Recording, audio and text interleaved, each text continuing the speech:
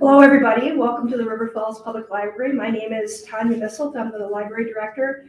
We have both a live audience here and a virtual audience, so there are people watching from home. There will also be people watching later on a recording that will be posted for a month. I'd like to thank our assistant, I'd like to thank Kim Kiskinen, our reference and technology librarian, for the technology support we have tonight, and Olivia, who's our intern. She's been wonderful. We don't want to lose her. I want to give thanks also to the donations to the River Falls Library Foundation, who provides financial support for all of our programs. I'd like to welcome our speaker tonight, Diane Wilson. Diane is an award-winning Dakota writer who was recently published a new novel called The Seed Keeper by Milkweed Editions. Her memoir, Spirit Car, Journey to the Dakota Past, won a 2006 Minnesota Book Award and was selected for the 2012 One Minneapolis One Read program. Her nonfiction book, Beloved Child, A Dakota Way of Life, received the Barbara Sudler Award from History Colorado. She received numerous grants, including a 2013 Bush Fellowship and 2018 AARP Pollen 50 Over 50 Community Leadership Award. I had to do some research on that. Wilson is enrolled in the Rosebud Reservation. She is former executive director for the Native American Food Sovereignty Alliance. Welcome, Diane. We will keep our masks off when we speak, and later when Diane is done speaking, you may take your mask off to ask a question so we can all hear you. We may ask you to speak louder, or we may repeat your question so that people online can hear. And our vaccines technology people will probably type in a question to help people follow along too. Welcome, Diane. Come on. Get started.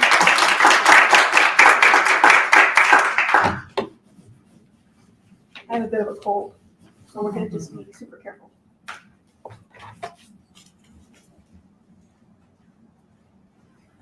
Thank you, Tanya.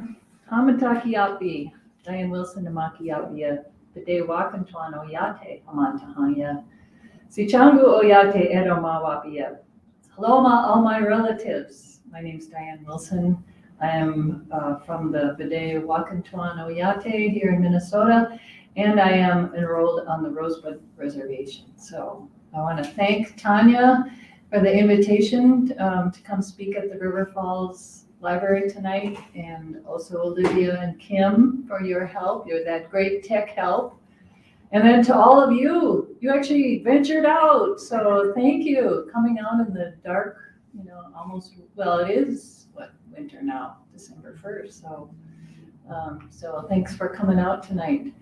I want to, tonight I'll talk about Seed Keeper and read a couple short excerpts, and then we'll have plenty of time for question and answers.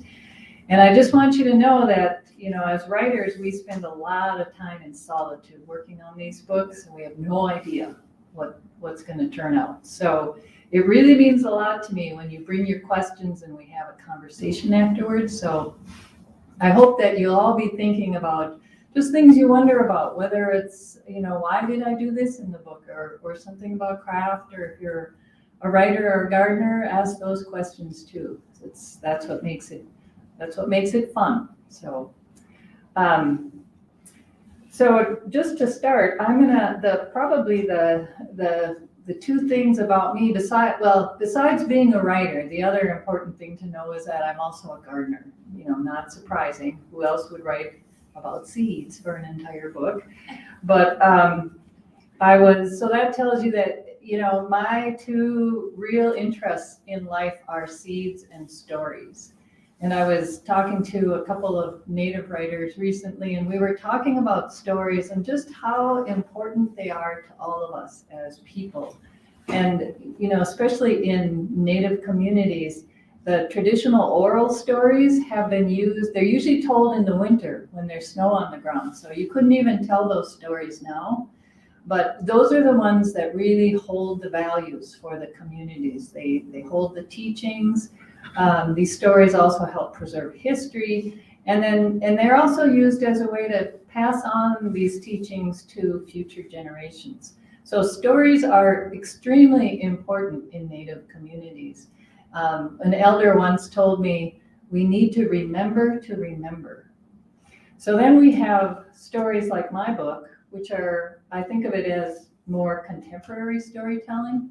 And it's not the same as an oral story, but it's also a way in which we can preserve our history. We can find ways to understand it. We can find ways to build bridges and empathy between communities.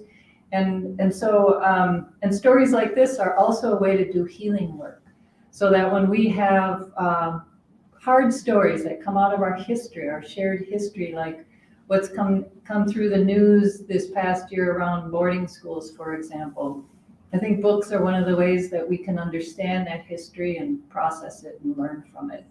So I think of my book as it's a contemporary form of storytelling that also contains a lot of true history, but in a story, so that my hope is that when you read it, that it makes a connection to your heart. So also to your mind, but also to your heart. So that's my theory on stories for tonight. And now I'll talk probably a lot more about seeds.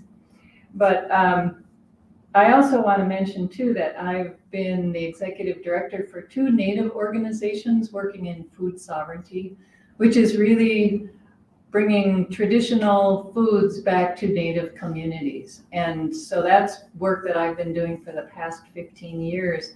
So the process of writing this book has been not only gardening, but also and storytelling, but then also working in community through these nonprofit organizations. And so that all went into the book, into writing the book. So it took me about 10 years to write it. You know, I'm kind of slow. And I admitted earlier tonight, I also procrastinate, but it takes me a lot of time to think about the themes in a book and the stories and how to write it and what I want to say in it. So it took me 10 years to put it together, but it took me probably 20 years to learn what I needed to know in order to write it. So I think about 20 years ago, I was actually working on a memoir about my mother's family. And I grew up in Minneapolis, in a suburb of Minneapolis. I had 4 siblings. My dad was Swedish heritage, and my mother was Lakota. And she grew up in South Dakota and went to spend 6 years at boarding school on the Pine Ridge Reservation. And my aunts, some of them grew up in the St. Francis Mission School on the Rosebud Reservation. So we had this history around boarding schools and my mother's identity that was so different from the way that I was growing up. And so and it was something my mother really didn't like to talk about. So when I became an adult, I really started my writing career with my family, by going back 5 generations and learning that history around boarding schools, land allotment, and all these assimilation programs, and then telling that story across 5 generations. So that was my first book, which is Spirit Car, Journey to a Dakota Past, and that came out in 2006. So while I was working on that book, I heard about these seeds that were being grown out in Farmington, which is, it's a little community south of the Twin Cities. And what I heard was that they had these old, rare seeds, and they were just they were in very limited quantities, but they were growing them out again. And I heard about these amazing stories, like there was corn, Cherokee Trail of Tears corn that had come from the corn that had been carried on that original removal. And there was traditional tobacco that was hundreds of years old. So when I heard about those stories, as a gardener, I just wanted to go and be with the seeds. I thought, I've got to go and help this project, whatever it is. and then also learn more about these seeds, about the people who cared for these seeds all those generations. So I showed up to volunteer, and it was this little program called Dream of Wild Health. And, and while I was there, I learned so much about gardening and the stories themselves. And I also learned just how close they had come to extinction, and that this little garden was one of the early programs to start bringing those seeds back. So then in 2008, after hanging around as a volunteer for a number of years, they hired me. So I became the next, they brought me in to be the next executive director after the founder. And I really feel like that was when my real education began. That unlike what I had learned growing up in Minneapolis, or what I hadn't learned growing up about my own history and Dakota history in Minnesota, I began learning from elders and farmers and Native youth and the seeds themselves. So there was an elder there who was a very dear friend, and we worked together for 11 years. His name was Ernie Whiteman, and he had grown up on the Wind River Reservation, and he was the one that taught all of us that these seeds are our relatives, that they are our ancestors, and they are sacred beings. And that's because they hold life. And so he was the one that taught us that in the morning, every morning we started with prayer, all of us, farmers, youth, people like me. And after we prayed, then we could go into the garden. And that every time we were about to plant or harvest or share food, we always prayed. And that we learned that you go into the garden from a place of reverence, and that you take care of those seeds so that we know that they are going to give us the gift of food, which is also the gift of life. And then in return, we give them our loving care. So we take care of the soil, we take care of the water, we take care of the seeds over the winter.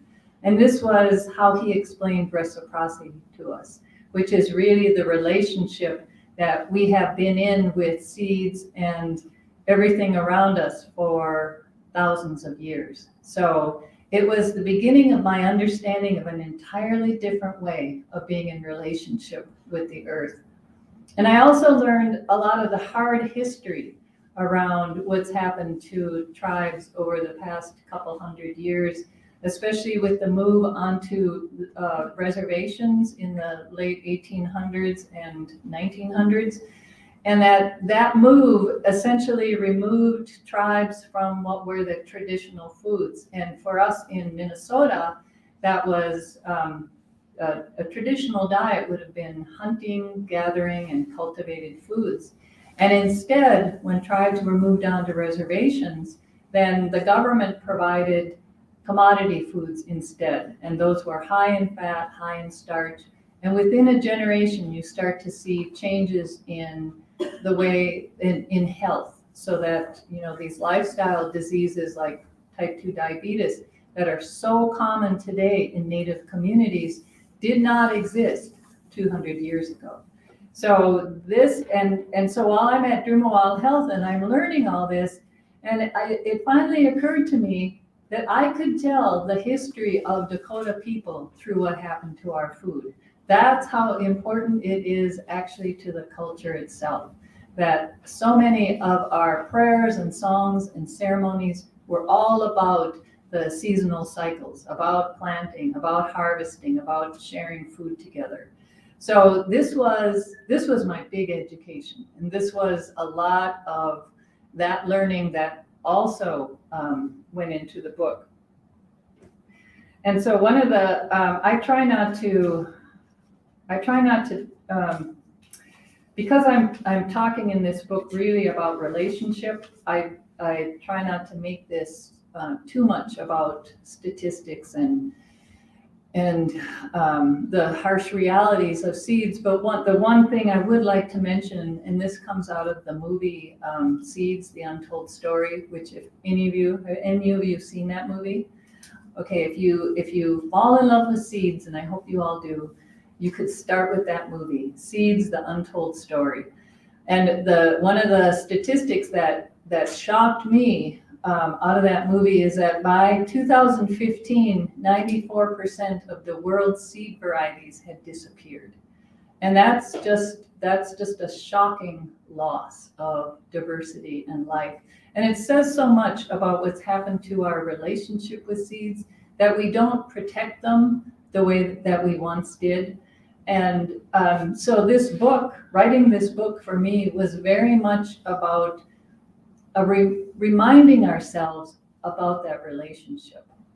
So for me, writing this book is a way to give back.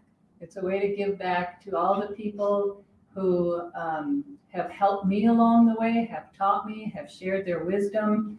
It's a way to give back to the seeds themselves, who have nourished me and my family and my community. And it's a way to hold on to those stories to make sure that they do get passed to another generation. So it actually, like I said, it took me about 10 years to write, and I was working on it while I was at Dream of Wild Health. But it took me a long time to really understand it. But I would like to say that at its heart, there is a true story. And that story I first heard back in 2002 when I was participating on the Dakota Commemorative March. And that, if, I hope you're all familiar with the 1862 Dakota War. I know it's over in Minnesota, but it's such a devastating history in this area. But that march in 2002 was to honor the 1,700 Dakota women, children, and elders who were removed from the state following the 1862 Dakota War. And so while we were walking, the story that I was told was that the women didn't know where they were being sent. They didn't know how they would feed their families. They didn't know what they would grow in the next season. And so they sewed their seeds into the hems of their skirts and they hid them in their pockets. And so even when families were hungry on that march during the removal, they protected those seeds because they knew they needed something to grow for that next generation, and they knew that they needed something for the next season. And so those women are the reason why we have those Dakota seeds today. And it was that the example of their courage, their willingness to sacrifice and protect those seeds that just struck me so deeply. So when I started writing this book, it made me realize that today, even though it's all these years later and the challenges we face are very different, to me it's genetically modified seeds among other challenges, but the fact that those seeds are still at risk, and that it's our responsibility today to take care of them, that the gifts that we received from these seeds also come with responsibility. So that was another theme that went into the book, was to make sure that we remember that we do carry that responsibility for taking care of these seeds. And I do want to mention too, being a gardener, I grow this corn that I wrote about. So it's called Peshtayapi, and it's a traditional corn. It's really beautiful. I don't have that big of a garden, but I can grow enough to remind myself of that story and to maintain a connection to that corn. It's really important to me that that this not just become a story, but that it always be grounded in the needs and responsibility to those seeds. Can I ask to have any of you read the book? Okay, so thank you. So I'll just talk a little bit about the book itself, which is told through the voices of 4 Dakota women. And the book opens with a poem actually from the seeds themselves. And that poem is intended to just remind us of that original agreement. So I always like to think of where corn started 9,000 years ago as far as we know, as teosinte, a wild grass. And that grass agreed to give up its wildness in order to become a domesticated food for human beings. And so we call that the original agreement. That's when the seed said, we will become domesticated and take care of you, and in exchange, human beings also take care of the seeds. And one of the ways that we do that is through those offerings of prayer and gratitude that, I was relearning at Dream of Wild Health. So the main character is Rosalie Ironwing. So she is a Dakota woman, and she, for me, really represents a person who has come to the furthest most edge of where assimilation can take a family. So when we see across the book these other generations of Dakota women and what they've gone through and how much they've lost through boarding schools and other assimilation programs, then we see Rosalie's life where she's lost almost everything: her connection to community, to her family, her native language, and she has no connection to seeds at all. She has no idea what a rich legacy there is protecting those seeds through her family. So Rosalie is she's the main character, and I'm gonna and actually the book opens when Rosalie is about to return home. She's leaving the farm where she's lived for 22 years, and she's returning to her childhood home on the Dakota reservation where she grew up. So she was, when she was 12, her father died from a heart attack, and then she was put in the foster care system in Mankato. And from there, she married a white farmer, and together they raised a son. And it was during her time at the farm that she begins to garden. And it's that gardening that takes her on the journey back to her family, their legacy of seeds, and also her community. So I would like to read to you just in a short excerpt from when she goes. This is Rosalie returning home for the first time in 22 years. It's in 2002.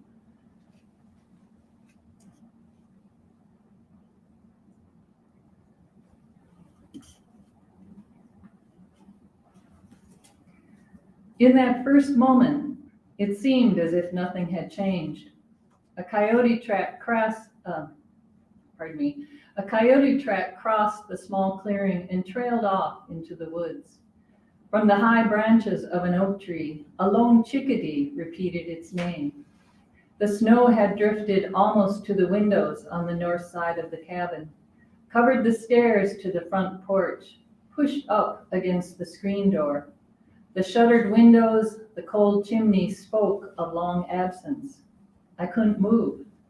My heart drummed fast and hard as the snow inside my boots began to melt. The wind dropped to a hushed silence as if the place held its breath, waiting to see who had returned.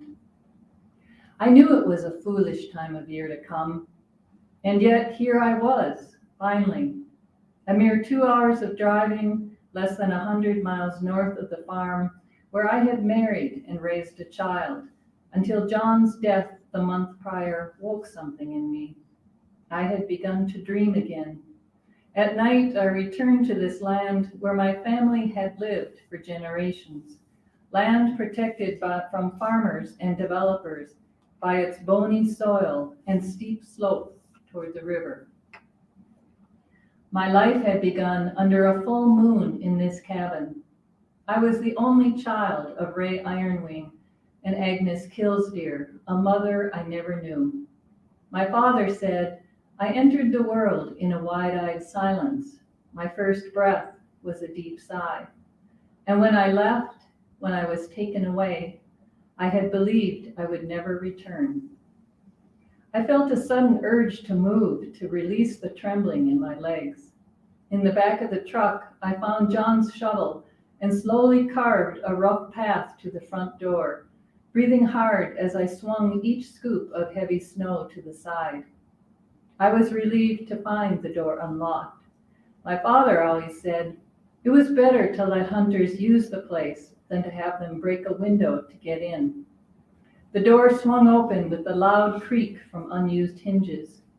I stamped the snow from my boots and brushed it from my pants. When I stepped inside, the air felt even colder in the dim light, as if the freeze had burrowed into the wood. My breath floated in a cloud of white vapor. I was afraid to touch anything, afraid it would all simply turn to dust or become a dream from which I would wake. I made a slow circle through the room, remembering the couch that sagged in the middle, one corner propped on a block of wood. A narrow table under the window, its paint chipped and faded, where I used to do homeschool lessons with my father, or read books in the dim, flickering light of a kerosene lamp, or harvest the inner bark from red willow branches with my small knife. The enamel percolator, blistered with rust, was in its usual place near the tin where my father kept his coffee. His blue summer cap hung from a hook by the door, as if time had not moved on or changed anything since I left, as if he might walk in through that door. The sweat from shoveling had dried into a penetrating cold that crept into my bones. Suddenly, I was tired enough to lie down on the couch and sleep. I could not risk it.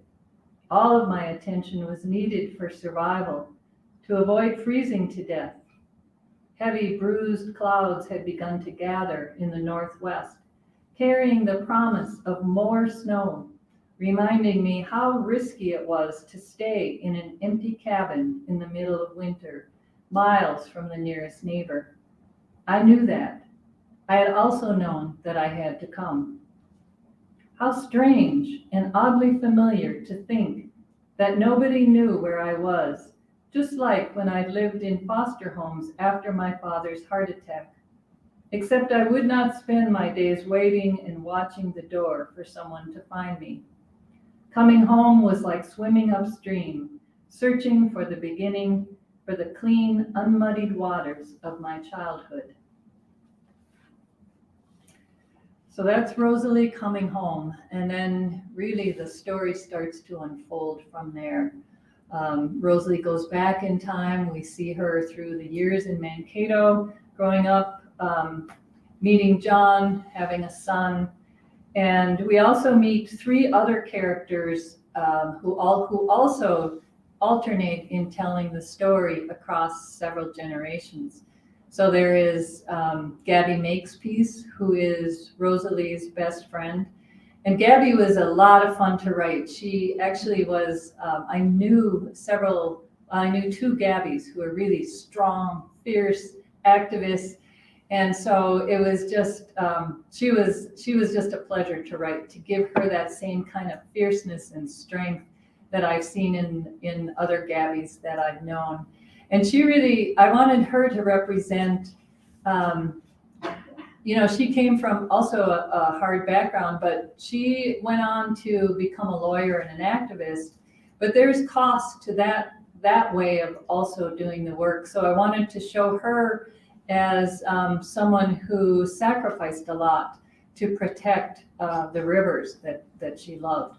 And then there was Darlene Kilsteer, and she was Rosalie's great aunt. And so Darlene is one who is protecting the family seeds. And she's doing it in the only way that she can, and that was by growing them in buckets in her apartment. And she was the one that I wanted her to demonstrate how no matter what, there's always something you can do. There's always something, no matter how small, that you can do to help protect seeds, water, soil, whatever it is around you that you can take up, that you can help steward. And she was the one that just exemplifies we don't give up. No matter how big these challenges are that we're facing. And every day CNN is right there with all of the with all of the hard headlines about climate change. And Darlene is the one that says, you don't give up, no matter what. It's important for us as human beings to always be doing our best for our relatives around us. And then the other character was Marie Blackburn, and she was Rosalie's great-great-grandmother.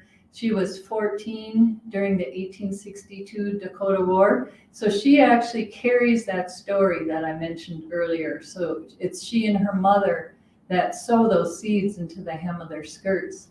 And it's Marie that carries a lot of the sorrow that comes out of that hard history of the removal of the Dakota, followed by boarding schools, and then what happened to the children and their family.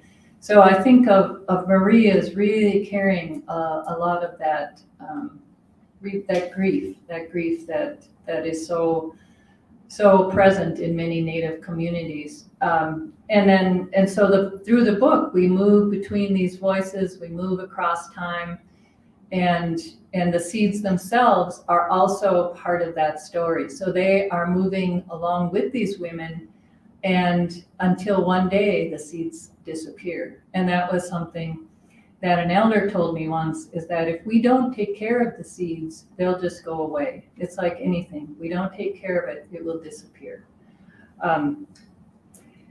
So I will read one more excerpt, and that is taken from Rosalie's time at the farm. And this is when so her son is teenage.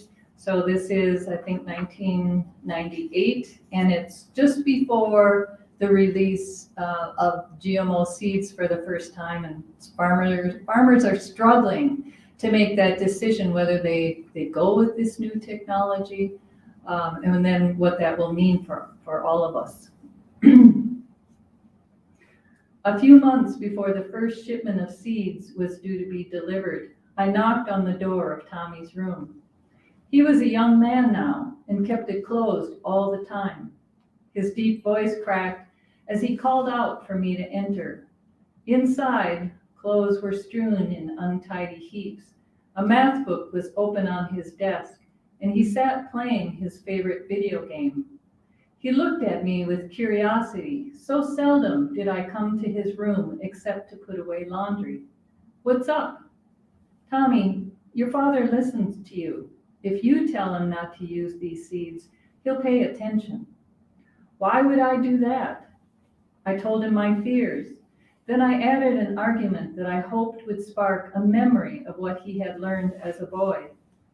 It's not right what they've done to these plants. It's not right to take life apart like that, just because it will make money. You remember when you were younger, and we talked about how the corn feeds the little voles, who become food for the hawks, how the sandhill cranes eat the leftover seeds when they stop here to rest during their fall migration. Even the crows rely on field corn to survive. What happens to the birds when they eat these seeds? What happens to us? Nothing, Mom. Nothing is going to happen to the birds or to you and me and Dad, except that for once we'll make some good money. Even you can't argue with that. After that conversation, I barely listened when Tommy and John talked about the farm. I didn't want to give up, not when the Minnesota River was already one of the most polluted in the country. But I wondered if there was a different way for me to do this work. I had tried to be like Gabby, who used her skills as a lawyer to fight threats to the river and the land. Maybe it wasn't my way to fight from anger. Maybe I needed to learn how to protect what I loved instead. For now, at least, that left me with my garden. I poured my time and energy into caring for her, feeding the soil with manure I spread with a shovel, watering the plants by hand. Some days I sang to them, serving up a mix of my father's old powwow songs. A library book showed me that the tiny seeds I had taken for granted were actually unique living beings with their own history, story, and family. Each seed was made of an embryo, a seed coat, and something nutritious, almost like a packed lunch. The mother plant, like me, wanted only the best for her babies. Somehow, the mother knew to dry her seeds almost completely, so they would sleep until the time was right to wake. Each seed held a trace of life that would spark when given water, when given the appropriate conditions. Excuse me.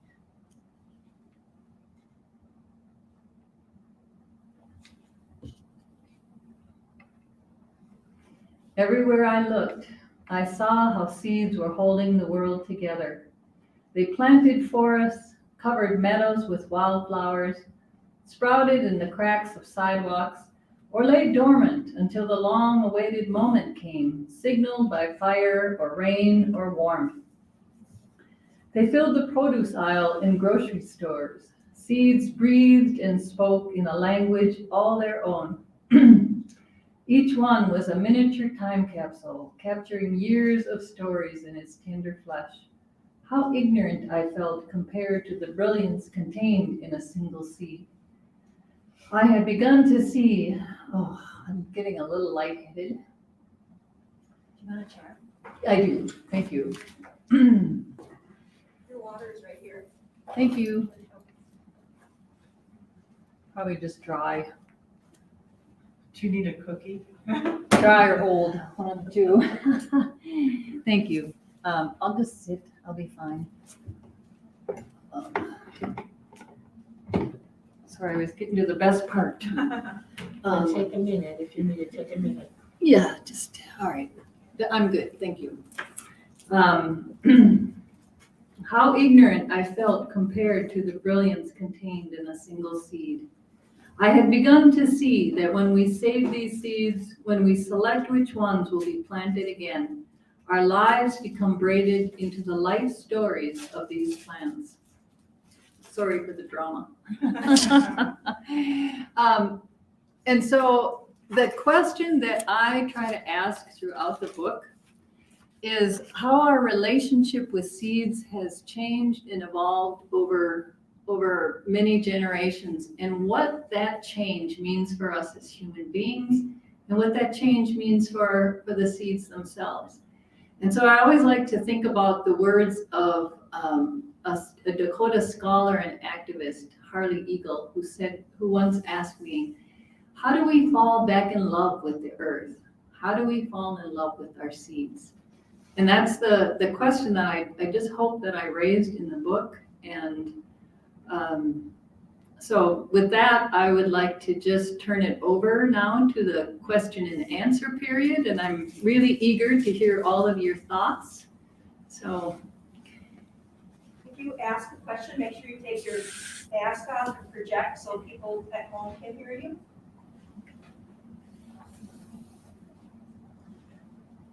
I have a question, but I'm going to wait to see if anybody else does first. Should I get you more water? I'm good, thank you. Does anybody at home have any questions for her? No? Okay, so I'm going to go ahead and start. Now, this is more of a reaction than it is a question, but I think I can turn it that way. And it's a question not only for the audience who's read the book, but for you. I start a lot of books I don't finish. I finished yours. Oh, thank you. Which is saying a lot. It was something really different about it that was that really was pure in its love for the earth. What the other thing that I thought was so realistic about it was at times when I was reading it, the main person, Rosalie, she seemed almost to be disassociating from her trauma, like she's just telling it but not experiencing it. Mm-hmm. And I felt that way so much. And it occurred to me how realistic that is for people who really truly experience trauma to disassociate from it. But then as you moved through the novel, you felt her more and more. Did anybody else experience that? I see heads up. Yeah. Did you do that on purpose? You know, it's funny that I'm glad you asked that because that is true. She's dissociated from her trauma, and the fact that she is really very passive in the beginning of the book, that to me that's a partly a culmination of the trauma that's rolled through those generations of boarding school. It's the trauma that she experienced when her father died and she was put in foster care. And so she's really lost her core. She's lost her grounding in who she is. And that one of the ways that I've seen people respond to that is they repress what they feel, and that it becomes almost you endure. You endure until you reach that place where you can begin to open up again and respond to it. And oftentimes there's repressed anger. And so we see that really emerge later when she has that, when the hail comes and hits the garden, that's when she explodes, and all that rage that she's been carrying over what's happened in her life, and the trauma that you don't even know you're carrying comes out. So she was difficult to actually to write in that sense, because I think it's harder to write about somebody who is more passive and repressed and holding back. Yeah. So yes, thank you for asking that.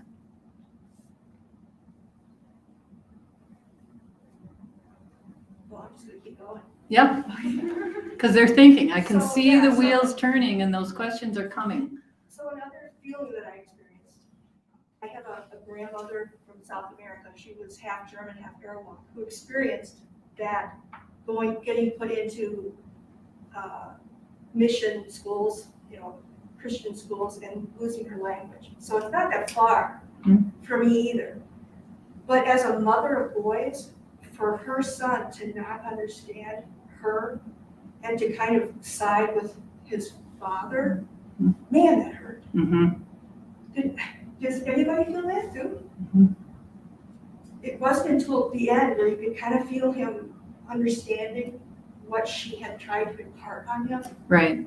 Oh, wow. Right. Yeah. And that, I see that happen with kids growing up in two cultures, that they get conflicted and they're confused, because that makes such a complex identity. And, when you're a teenager, you're already struggling just to become who you are, much less have two very distinct cultural messages being passed on to you from your parents. And so that's where I also think, that confusion can result in anger and resentment until they figure out really the path that they're on.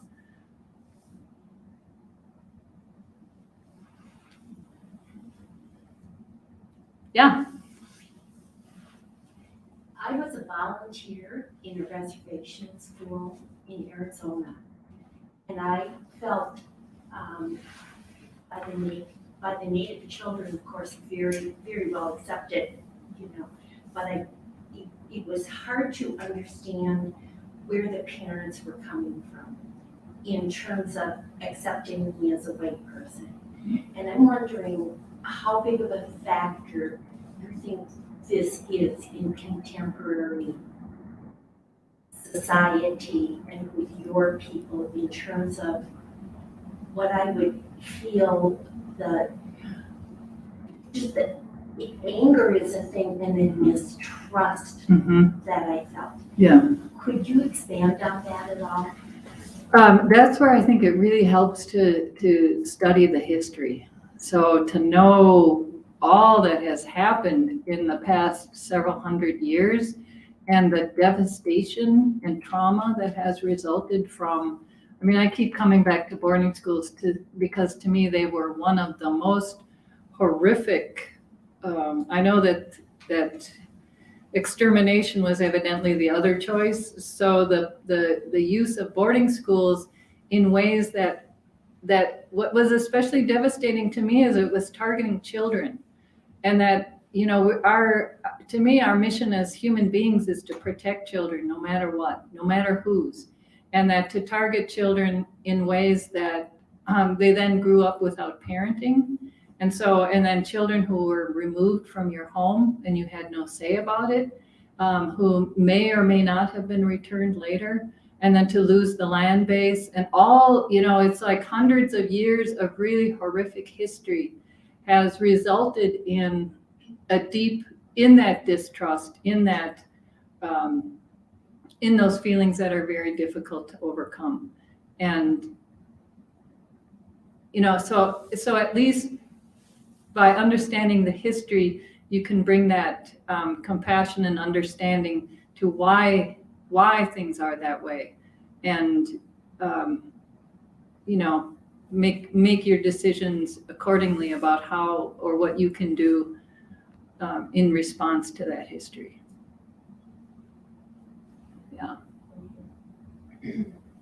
Yeah. I noticed that you used Buffalo Bird Women's Garden, Mm-hmm. and I just really enjoyed that book a lot. And I grew up in kind of central Minnesota, Mm-hmm. and the tribes there they are the Lax Band, Mm-hmm. and in my childhood they had a museum and they had dioramas that you could go to, and I would always slip away and come back and be alone and pretend I was, experiencing winter at the teepee or whatever. Mm. But they never had anything about growing. They were always hunting or gathering. Mm-hmm. And but I think down by Mankato, the farming that they would have done had gardens much more like Buffalo Bird Woman Mm-hmm. had. I don't know how much the growing they did in the woods. Right, because northern Minnesota isn't as good for gardens. And Buffalo Bird Woman was actually, she was from the North Dakota tribes, the Mandan Hidatsa, and they were phenomenal gardeners. They were the ones they were such good gardeners, they became a regional hub for trading. So even tribes who were at war would declare a truce so they could go in and trade for produce. And so it really, the extent to which any tribe gardened was really dependent on the location. So some gardeners, some tribes were much more extensively connected into gardening, and some not as much. So it would depend tribe to tribe. Yeah. I'm just curious if anybody from Magenta has contacted you. I haven't heard from them. Yeah, I thought about it briefly. Monsanto, Syngenta, smushed them together. And I liked it. I just thought, okay, people are going to get who I'm talking about, but I don't have to go directly at them. And part of it is I didn't want to really politicize the book, because there's so, that conversation around GMO seeds is so polarizing. You're for them or you're against them, and you believe this science, you don't believe that science. And what I was seeing is that whole conversation around relationship was just left out. This whole idea that the seeds themselves should be taken care of, and that we have a responsibility there, and to think through that from more of an ethical, moral standpoint. That's the piece that I wanted to get at. Like, what do we owe the seeds, and what are the seeds entitled to? And is what we're doing the right thing for these seeds? So, and having read about Monsanto going after individual farmers who were either cross-pollinated or tried to save their seeds, it just, it tells you how vindictive that company is. And so changing the name a little bit, I figured wasn't a bad thing.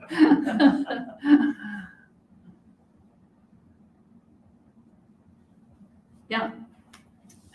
Could you maybe share a story or two about a variety that you seed that you worked with that drew you wild?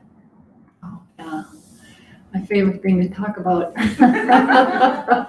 Well, so some of the ones that really stood out in my mind was that Cherokee Trail of Tears corn, and the idea that the seeds we were planting had been descended from that corn. And so then I started to think about how, that our DNA literally is intertwined in those seeds because the hands that planted them, there's the residue from your fingers that would go into those seeds. So then there's the DNA of your ancestors is literally part of those seeds. So they had a great story. And then Hopi black turtle beans were a gift from a Hopi medicine man. So all of these seeds ended up being given to a woman named Cora Baker. And she was a Potawatomi farmer, seed keeper who lived in Wisconsin Dells. And back when pretty much there were very few families still farming or gardening anymore, she was one that continued to garden each season, and people would come by and they'd see her what she called her Indian corn braided and hanging up on her barn to dry. And they would stop to visit, and then they would give her seeds from their home community. So Cora ends up with it was almost 200 varieties of seeds. And then when she was in her 90s and getting ready to pass, then she didn't know what to do with them because her kids didn't want them. So here's this immense collection of seeds at a time when they've almost disappeared. And then she heard about that little garden down in Farmington, the one where I was volunteering, and she gave her whole collection to what became Dream of Wild Health. And so those were some of the varieties. There were other varieties of corn too. Some that would have Bear Island Flint was another one. And that was one that was grown more in the northern, not real north Minnesota, but it could be grown. Corn. Mm-hmm. And because it's a shorter season. So you think about these gardeners who, when corn first came up into the region, they adapted what came out of the Southwest and made it a Minnesota corn. Now, is that gardening miracle? So I loved hearing stories like that. But primarily the seeds were corn, beans, and squash. Those were the primary foods, and that's the Three Sisters garden. So you guys know about that? Yeah, it's a great way of gardening. It's the original permaculture. Think of it that way, where the plants support each other, and so much of what we talk about now with organic gardening and permaculture and local food movements, this is traditional foodways. We're just bringing them back, calling them new names. But Three Sisters is that's a great way to grow those foods together. Yeah. So I thank you, library. I saw the poster for this in City Hall as I was reading Sweetgrass. Oh, my favorite I've book. been recommending your book as the fiction companion to reading this. Oh. So I nod my head. Yes, I know about Three Sisters. I know about it from like a month ago, but I was to say very much early on this journey of trying to learn something about Indigenous people in our region. I'm not a gardener or a seed keeper. But I wonder, I was at a conference a few years ago, and the speakers were talking about the biggest challenge with the Native community is invisibility. Yeah. And I feel like, and maybe it's like when you buy a red car and all of a sudden you notice all the red cars. So maybe it's just I'm reading the book, but I feel like there's this hunger, like there's just a lot more attention. People are really hungry for this. And I'm wondering, I think about my daughter who's 15 and won't read anything I recommend, but when you're talking about stories, I'm wondering about the extent to which you're seeing some of this visibility also make its way through media that is being consumed by young people, but through she learns everything on TikTok. So by TikTok, or is my perception accurate, I guess, first of all? And then are you seeing it also in that new media, that new way of telling stories with younger Native and Indigenous people? And were you at a conference in March 2020, We Are Still Here? Is that where you heard that about the invisibility? No. Okay, because that was where I heard that too. What was her name? Crystal Echohawk did that original. Yes, so she did the research and went around to all these different tribes and talked to them about the issues they were facing. And the number one issue is invisibility, because in this country, you know, if you're going to have any impact on policies or funding, you have to be visible. You have to have agency. And so the theme that came out of that conference was change the story, change the future. And I loved that. I thought that's how powerful our stories are. The stories we tell ourselves, the stories that are told about us. So glad you brought that up. I was at that other conference. It was actually the last thing I went to before the pandemic. So it's really clear in my mind. But 20 years ago, when I started in this work, there was hardly anything happening. Like Dream of Wild Health was this tiny program with barely any funding and a handful of seeds and no idea how to grow them out. And there weren't programs around food.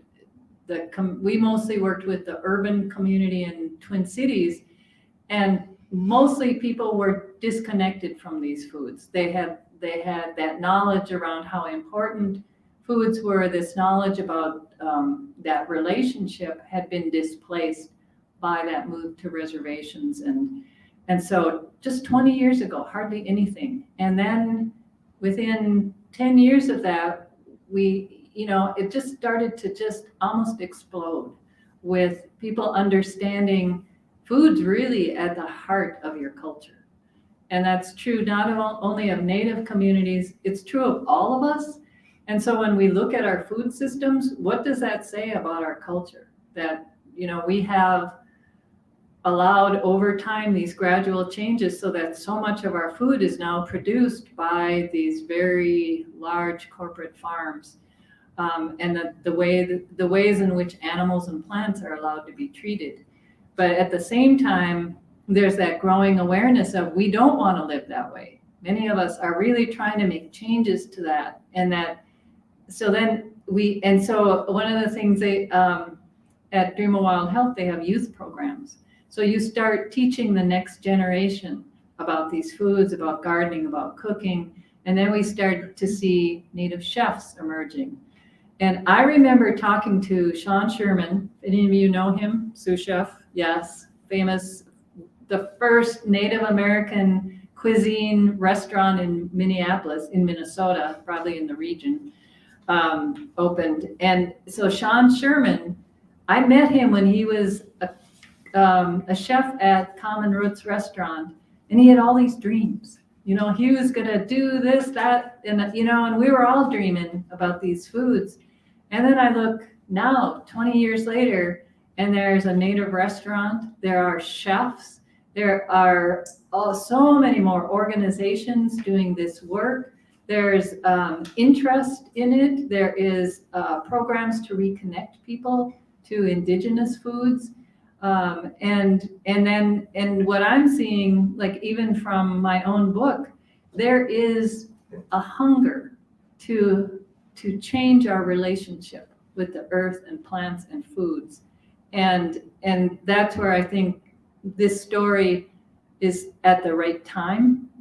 And as far as young people and that media, media, I'm so not there in the TikTok world.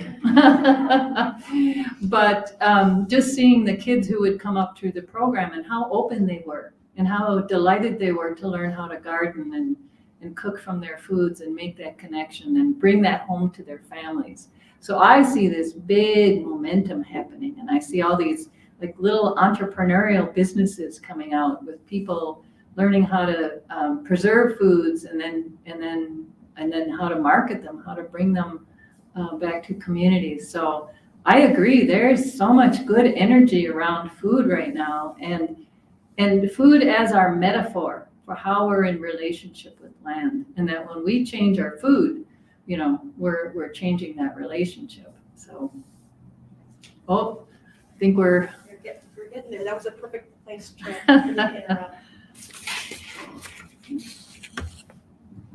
Oops, I think I wrapped around. Let's get that out of your way. Okay, I want to thank everybody for joining us tonight, especially Diane We've enjoyed your presentation tonight, and I look forward to seeing your other work. We're better for hearing your story, reading your story. Thank you for sharing. Thank you. If you want to know more about Diane and her books, please visit her website at www.dianewilsonwords.com. If you would like to read more of Diane's work, visit our more catalog for books in our library and in our system. Some of them date back several years, so we may not find them in this library, but within our system, they're certainly there. She is going to be offering an opportunity to sign her books. You can purchase one over there if you have one in your hand to have her signed. You can do that. Lastly, I just want to mention that our winter open house next week is on Thursday, December 9th, from 12:30 to 7:30. Did I get that date right? Yeah.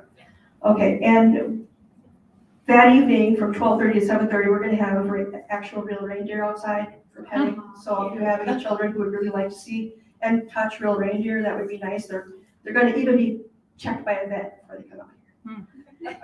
There will be costume carolers outside with the reindeer. There will be more live music down here in the lower level throughout the day, afternoon. There will be indoor activities, crafts, and treats. We're doing our very best to keep it safe. So we have made some little adjustments to try to encourage safety.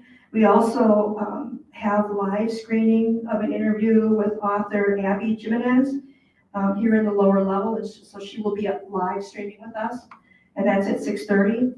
And thank you all for coming and for being such a thoughtful audience. Have a good evening. Thanks.